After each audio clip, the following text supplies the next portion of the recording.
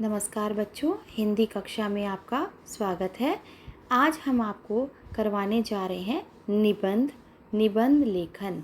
निबंध क्या होता है, एक अच्छे निबंध की विशेषताएं, निबंध की रूपरेखा, अच्छे निबंध का हम आपको आज नमूना दिखाएंगे। सबसे पहले हम निबंध की परिभाषा आपको बताएंगे कि निबंध होता क्या है।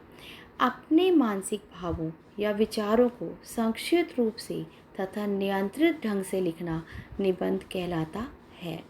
दूसरे शब्दों में किसी विषय पर अपने भावों को पूर्ण रूप से कर्मानुसार लिपिबद्ध करना ही निबंध कहलाता है। अपने भावों को जब आप कागज़ पर उतारते हैं, लिपि होता है कि जो शब्दों को किस भाषा में उतारना है, वो निबंध कहलाता है। निबंध शब्द दो शब्दों से बना है, नी जमा बंद। इसका अर्थ है भली प्रकार से बंधी हुई रचना। भली प्रकार से बंधी हुई रचना। अनुच्छेद स्वतंत्र होता है और उसकी जो शब्द की लिमिट होती है वो भी सीमित होती है, लेकिन निबंध बंधा हुआ होता है, लेकिन इसकी सीमा असीमित होती है शब्दों की। हम कितने भी शब्दों में, चाहे हम 1500 का शब्दों का निबंध लिख सकते हैं, लेकिन ये बंधा हुआ होता है रचना के साथ, कि जो भी रचना, प्रस्तावना हो गई, उपसंहार हो गया, भूमिका हो गई, हमें उसमें बंध कर लिखना होता है विषय से संबंधित, विचारपूर्वक क्रमबद्ध रूप से लिखी गई हो। इसके आधार पर हम सरल शब्दों में कह सकते हैं कि निबंध वह गद्य रचना है जो किसी विशेष पर क्रमबद्ध रूप से लिखी गई हो। निबंध, कई बार लोगों द्वारा यह प्रश्न पूछा जाता है कि आखिर निबंध है क्या, निबंध की परिभाषा क्या है। वास्तव में निबंध एक प्रकार का गद्य रचना है जिसे हम क्रमबद्ध तरीके से लिखते हैं। निबंध किसी भी विषय के मुख्य विचार और नज़रिए का एक सुव्यवस्थित रूप है। निबंध किसी एक विशेष विषय पर आधारित होता है।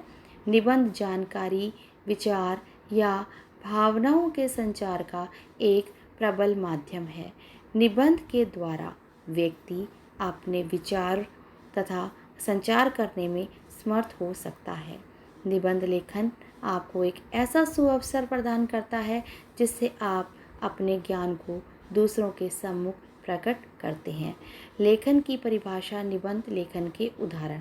इस लेख में हम जानेंगे कि निबंध क्या है, जो हम आपको आगे बता चुके हैं कि निबंध अगर आपको आ जाए तो किन किन बातों का ध्यान हमें रखना होता है कि हमें निबंध लिखने में आसानी हो। जब भी हम परीक्षा में बच्चे निबंध को देखते हैं तो वो इतना निबंध नहीं लिख पाते, उनके पास शब्दों की कमी हो जाती है कि हम क्या लिखें। अगर प्रदूषण की समस्या है तो उसके बारे में 10 लाइनें लिखकर वो छोड़ देते हैं। निबंध हम जितना उस विस्तार से लिखेंगे उतना ही अच्छा होगा, हमारी लेखन शक्ति भी बढ़ेगी। एक अच्छे निबंध को तभी जानेंगे जब हम निबंध के नियमों को जानेंगे। निबंध के अंग, देखो निबंध के अंग है, सबसे पहले शीर्षक। आपको जो विषय दिया जा रहा है वो शीर्षक कैसा है। फिर प्रस्तावना, निबंध की जो श्रेष्ठता है वो प्रस्तावना पे ही होती है। जैसे हम मकान बनाते हैं तो मकान बेस, जो नींव होती है, वो प्रस्तावना है।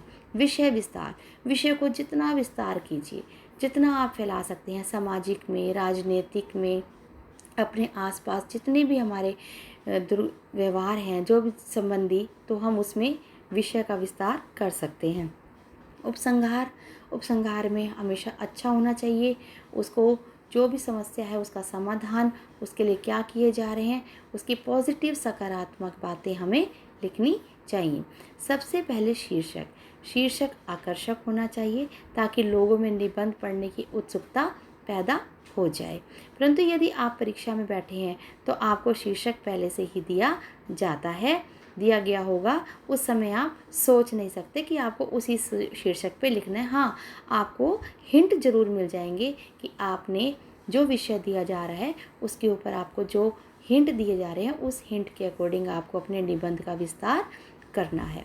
प्रस्तावना, निबंध की श्रेष्ठता की यह नींव है। इसे भूमिका भी कहा जाता है। ये अत्यंत रोचक और आकर्षक होनी चाहिए, परंतु जब लंबी नहीं, भूमिका इस प्रकार की हो, विषय वस्तु की झलक प्रस्तुत कर सके जो कि पाठ को निबंध पढ़ने के लिए प्रेरित करे। निबंध की शुरुआत किसी सूक्ति कोट्स, श्लोक या किसी उदाहरण से करनी चाहिए। जैसे हम आपको स्पीच करवाते हैं तो स्पीच में हम आपको शुरू में कोट देते हैं, तो निबंध का जो शुरुआत होती है तो वो भी हमें किसी कोट से या श्लोक से करनी चाहिए। अच्छी प्रभाव उत्पादक पंक्तियों का प्रयोग परीक्षक पर अच्छा प्रभाव पड़ेगा, जिससे विद्यार्थी को अच्छे अंक प्राप्त करने में मदद मिलेगी। आकर्षक प्रारंभ पाठक या परीक्षक के मन में निबंध को आगे पढ़ने के लिए उत्सुकता जगाता है। निबंध में विषय का संक्षिप्त परिचय और वर्तमान स्वरूप भी विद्यार्थी को भूमिका खंड में देना चाहिए। भूमिका लिखते समय यह बात ध्यान रखनी जरूरी है कि भूमिका का विषय से सीधा जुड़ाव होना चाहिए। अब विषय विस्तार, आपको पहले भी बताया, विषय का विस्तार बहुत ज़्यादा बड़ा होना चाहिए। जितना आप बड़ा लिख सकते हो उतना बड़ा लिख सकते हो। इसमें 3 या 4 अनुच्छेदों में विषय, एक अनुच्छेद में कितने शब्द होते हैं? 100। हम जब भी एक अनुच्छेद करते हैं उसमें हमारी सीमा होती है 100, तो आप एक पैराग्राफ को 100 शब्दों में लिख सकते हो। अगर आप 4 लिखोगे तो 400 और उपसंहार और भूमिका को मिला के 100, तो आपका 500 शब्द का एक निबंध आसानी से बन सकता है। विभिन्न विषय के निबंध पहलुओं पर अपने विचार प्रकट किए जाते हैं। प्रत्येक अनुच्छेद में एक एक पहलू पर विचार लिखा जा सकता है। यह निबंध का सर्व प्रमुख अंश है। इसका संतुलित होना अति आवश्यक है। यही निबंधकार अपना दृष्टिकोण प्रकट करता है। जब कोई निबंध लिखना हो तो रफ लिख लेना चाहिए। पहले क्या बताना है, फिर पॉइंट बना के, फिर इसके बाद पैराग्राफ हो। आपको जैसे प्रदूषण की समस्या लिखना है तो आप पहले लिखेंगे प्रदूषण है क्या, ठीक है। उसके बाद आप लिखोगे उसके बाद पहले भूमिका बनाएंगे, फिर प्रस्तावना बनाएंगे, उसके बाद विषय विस्तार, जितना जल प्रदूषण, वायु प्रदूषण जितना फैलाएं, फिर लास्ट में आप करेंगे उपसंहार। यह निबंध के अंत में लिखा जाता है।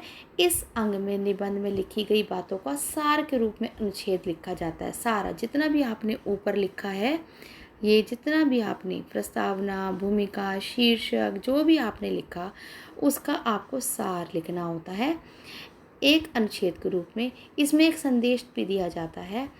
उपदेश दूसरे के विचारों को उद्धृत करके या कविता की पंक्ति के माध्यम से निबंध को समाप्त किया जा सकता है। तो ये तो थे हमारे एक निबंध को कैसे लिखा जाता है। सबसे पहले आप शीर्षक लिखेंगे, फिर प्रस्तावना लिखेंगे, फिर विषय विस्तार लिखेंगे, फिर हम लिखेंगे उपसंहार। तो अगर आपने ये 4 पॉइंट अपने निबंध में डाले तो आपका निबंध बहुत प्रभावशाली हो जाएगा।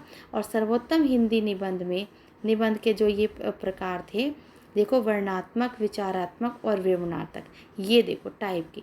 अगर आपने निबंध के लिखने पहले वर्णन, पहले आप वर्णन करोगे क्या है, फिर विचार, फिर अपने विचार रखेंगे, विषय विस्तार वस्तु के अंदर आप अपने विचार रखेंगे, फिर आप विवरण देंगे, विवरणात्मक, कि आप जो भी है अपने विचारों के बाद उसका विवरण भी कर सकते हैं।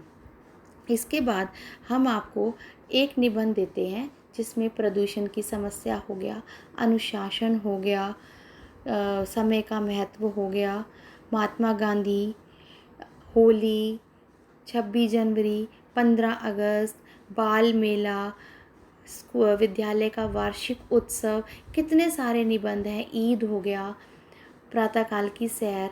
तो ये जितने भी हैं, आपको अगर आपके जो पाठ्यक्रम में आ रहा है आप उसी निबंध को बहुत अच्छे ढंग से लिखेंगे। लेकिन सबसे पहले आप उसका शीर्षक, जो आपको है शीर्षक जो मैंने आपको बताया पहले से ही दिया हुआ है, आप शीर्षक की चिंता नहीं कीजिए।